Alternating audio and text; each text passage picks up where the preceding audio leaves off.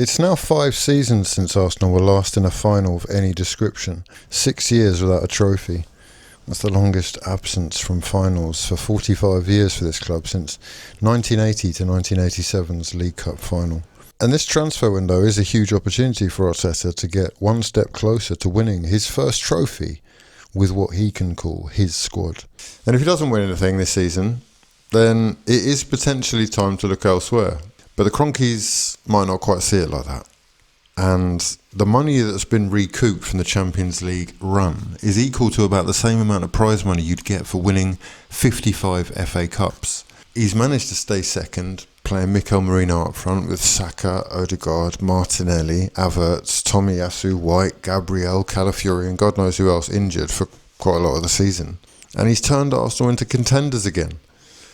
And whether through his own choices or not, he needed a proper striker. He's needed one for years. Someone who turns up in big games. And Arsenal now have their man. He scores every 87 minutes and he scored 27 of his 28 penalties for Sporting last season. We're looking quite scary, aren't we? I think they might be terrified. So we're back and we've got a couple of alterations to make to these lists. I guess we put the GYOKERES deal into the incomings, which will take us to 185 spent so far.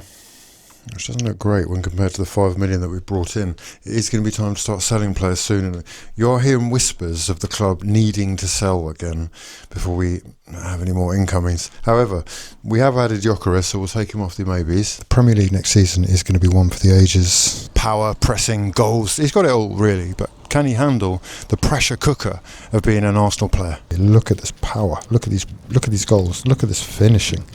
Incredible. Can he handle the Emirates pressure, mate? Come on. He's hungry. Look at him. There is a school of thought which says that we have to change our style of play to suit him, and he does love to play in behind, so potentially it could unlock Martin Odegaard, who didn't have the greatest season last year, and at the very least it opens up options tactically for Mikel Arteta. It's a big day, this. Wow. Huge statement signing from Arsenal Football Club.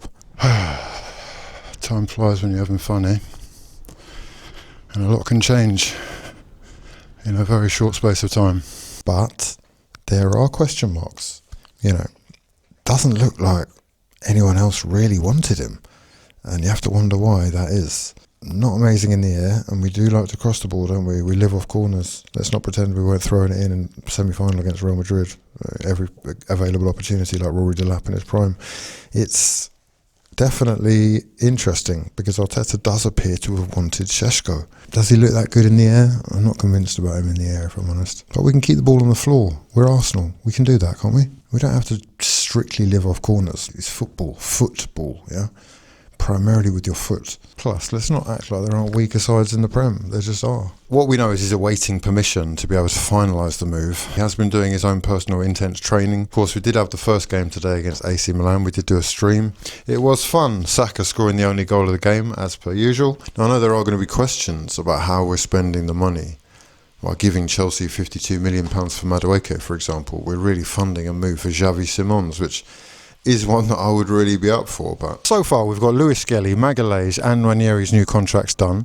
Mosquera is apparently on the flight now to Singapore, and of course we have the likes of Norgard, Madueke, Arrizabalaga and now Viktor Gyökeres, making it 6 signings in on June the 22nd. They improved the squad, and that is what we need. We need competition, real competition in places, because part of the reason that we've been out of the running for the title and the reason that so many players have been out for so long is because Arteta has decided to overplay them. He doesn't feel like the competition is good enough for him to trust.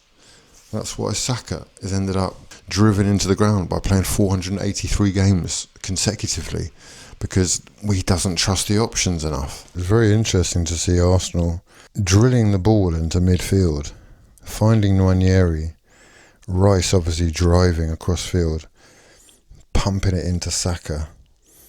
The Havertz overlap and the square ball, that square ball laid up Declan Rice for a tap-in that I reckon GYOKERES finishes next season.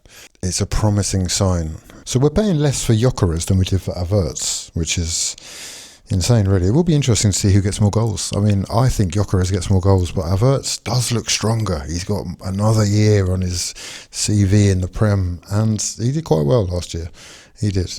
But is all this going to be enough for Arsenal to win the league when Liverpool, the champions, have just spent nearly 300 million upgrading their squad? They are still considering the possibility of adding one more offensive player, Eberechi Eze remaining a strong option. The glaring hole in the squad right now and the pressing issue was made incredibly obvious today for any that couldn't see it, and that is the left-hand side. So Eze has a release clause, but it requires a front door approach or a risk of being put in the same position as Spurs and Gibbs-White.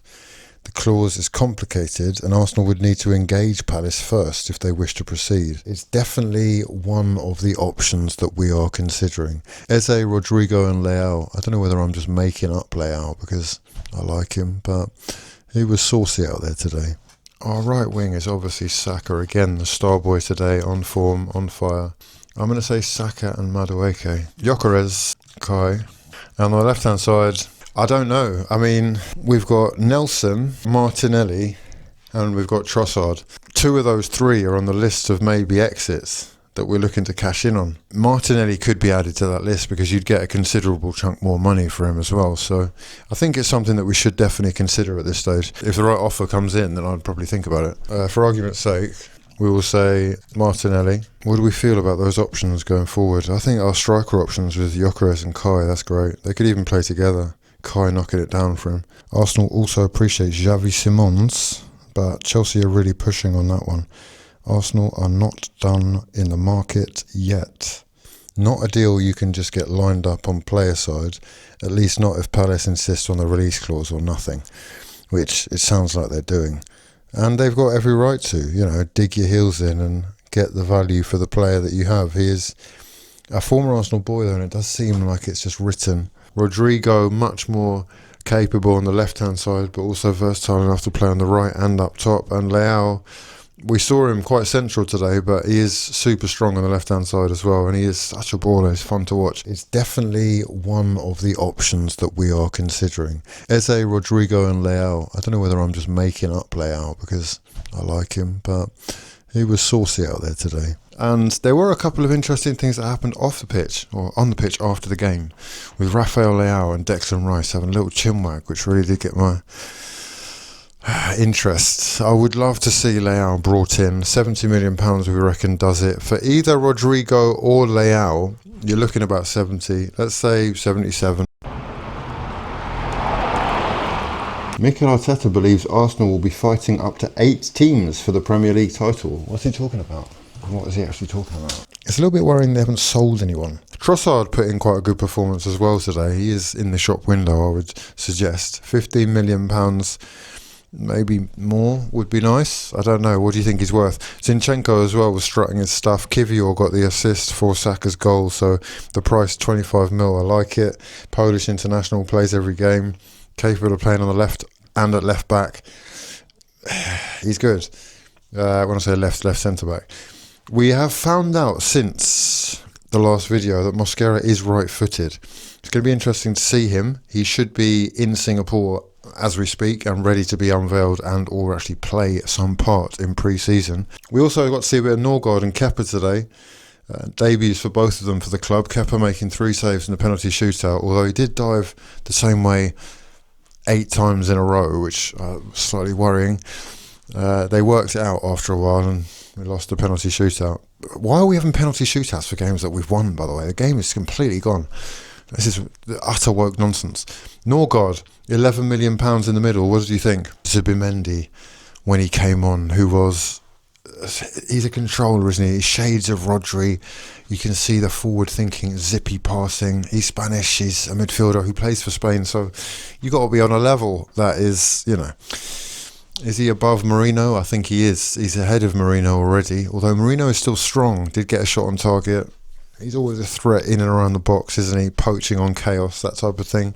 Be interesting to see how all these guys react to the fact that there really is competition for most places now. And that's how it should be. Competition for places across the board with, 2 in each position, really, who are capable of starting. So that teams and the players themselves question who's going to be on the starting lineup when Saturday comes. Vieira, I haven't actually heard anything about him recently, but we did see Reiss Nelson as well today, and I actually think Reiss Nelson was better than Martinelli today. He is getting pretty similar output, but he is technically a little bit more sound.